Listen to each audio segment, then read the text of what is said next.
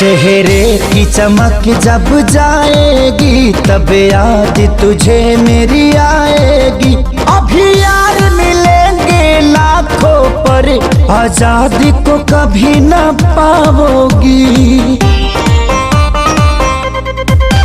चेहरे की चमक जब जाएगी तब याद तुझे मेरी आएगी।